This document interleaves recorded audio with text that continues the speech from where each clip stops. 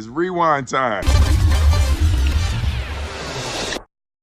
मैं हूँ हारून इकराम और आप देख रहे हैं कामयाबी विद हारून इकराम सीजन 2। जो पर्पस है आपका अपना जो गोल स्टूडेंट्स को बहुत जल्दी समझ आ जाएगी। आज इस मूवी का मैं रिव्यू करूंगा। मूवी का नाम है जोकर। मुल्क में डिग्रियों की भरमार है लेकिन इल्म दरख्तों में आप भी शामिल हो। अच्छा, जहाँ तक रह गया इंस्पिरेशन मखलूक की खिदमत में लगे लोग, खिदमत से नफ्स मर जाता है।